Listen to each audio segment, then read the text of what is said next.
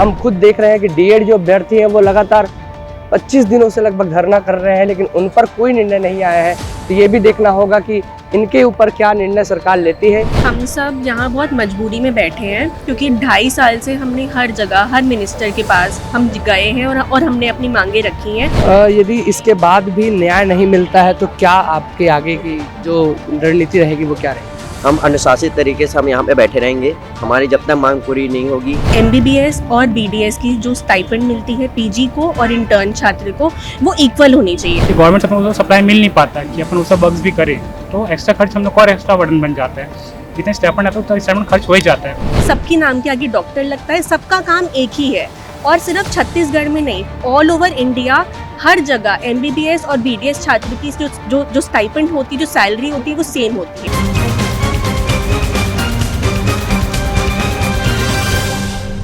शासकीय दंत चिकित्सा महाविद्यालय रायपुर परिसर में आज PG स्टूडेंट्स और इंटर्न्स अपनी मांगों को लेकर 3 दिवसीय हड़ताल करने की घोषणा की है। वे यह प्रदर्शन चिकित्सक स्टाइपेंड, रिवीजन और बेहतर हॉस्टल सुविधा की मांग को लेकर कर रहे हैं।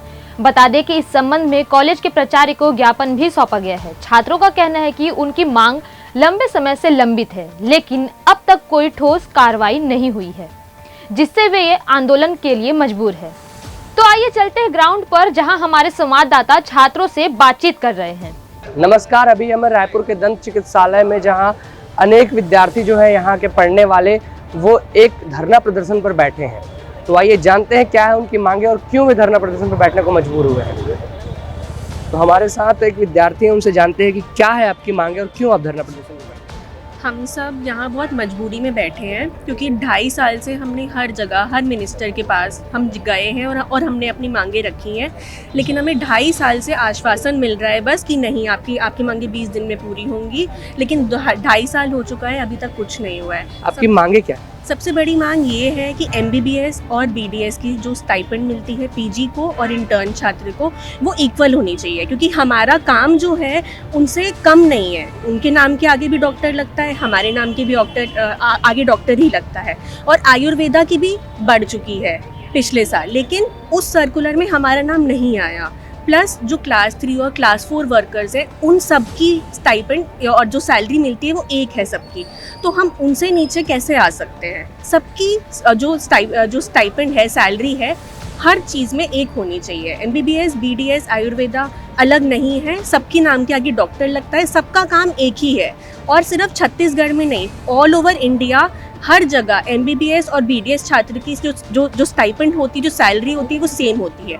तो सेम ही चीज़ छत्तीसगढ़ में होनी चाहिए। हम कुछ अलग मांग नहीं कर रहे हैं। जो हमारी मांग है वो पूरी ठीक है, और पूरे जो ऑल ओवर इंडिया में चलता है वो ही छत्तीसगढ़ में लागू होना चाहिए। कब से ये मांगे जो हैं आपकी पहले से रही होंगी, लेकिन कब से ये भेदभाव जो हो रहा है कि उनको ज़्यादा मिल रहा है और आपको कम मिल रहा है, कब से हो रहा है? ये 2.5 साल से चला हुआ आ रहा है, और ऐसा नहीं है, हम हर जगह हम हर किसी मिनिस्टर के पास गए हैं, और जब वो कभी भी हमारे कॉलेज आते हैं, हमने अपनी मांगे रखी हैं, और लेकिन अभी तक हमें बस आश्वासन ही मिलता रहा है। इसीलिए आज हम स्ट्राइक पे बैठे हैं कि अब 2.5 साल हो चुके हैं, तो अब हमें न्याय मिलना चाहिए। यदि इसके बाद भी न्याय नहीं मिलता है तो क्या आपके आगे की जो रणनीति रहेगी वो क्या रहेगी? हम अनुशासित तरीके से हम यहाँ पे बैठे रहेंगे। हमारी जब तक मांग पूरी नहीं होगी, हम ऐसे ही अनुशासित तरीके से अपनी मांग हम मांगते रहेंगे। और हमारी मांग जायज़ है। हमारा मांग जायज़ इसलिए है क्योंकि जो बाकी MBBS, BMS, इनको जो स्टाइपेंड मिल रहा है वो हक हमारा भी है। हमें बराबरी का हक चाहिए, क्योंकि हम केवल कॉलेज के बेसिस पे हमें डिस्क्रिमिनेट ना किया जाए। जो उनको बराबरी जो उनको मिल रहा है उसी सेम बराबरी हमें मिला जाए, क्योंकि सबको जो डेंटल स्टूडेंट्स हैं उन्हें भी इंस्ट्रूमेंट्स की ज़रूरत होती है।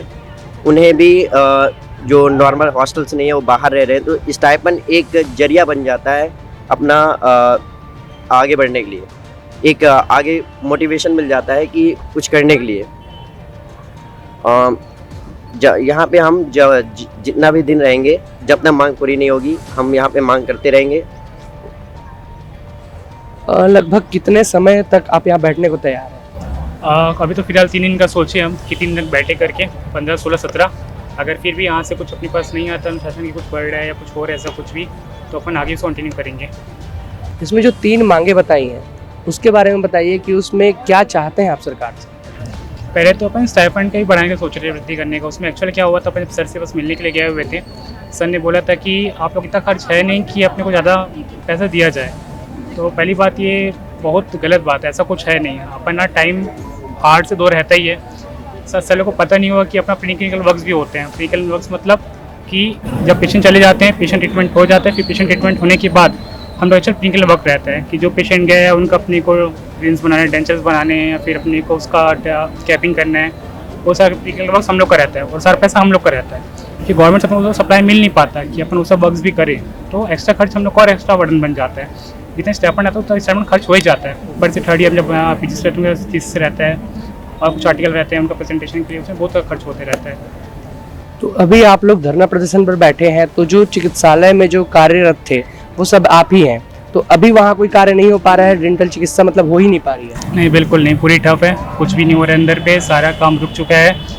कोशिश जारी यही रहेगा कि जो इमरजेंसी केस होते हैं बस वही हो पाए, जो हो रहे हैं, जो इमरजेंसी केस आते हैं उसके अलावा सारे काम रुके हुए तो हैं। इमरजेंसी के लिए कौन यहाँ पर बैठा हुआ है कि इमरजेंसी में कोई है या आप ही लोग करते हैं? जी, हमारे फैकल्टीज़ हैं, अगर कुछ इमरजेंसी के साथ है तो हमारी फैकल्टीज़ पूरा साथ देती है उसमें।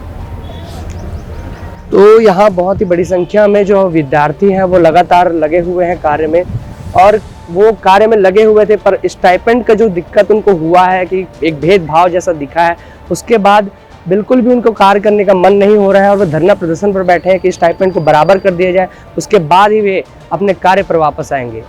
और तब तक के लिए जो समस्याएं हैं जो वो झेलनी पड़ रही है, वो केवल उन्हीं लोगों को झेलनी पड़ रही है जो आम जनता है, क्योंकि उनका इलाज रुक गया है, क्योंकि ये लोग जो विद्यार्थी हैं वो लगातार धरना प्रदर्शन पर बैठने के लिए तैयार है और 3 दिन तक धरना प्रदर्शन अभी करने का उनका निर्णय लिया गया उनके द्वारा।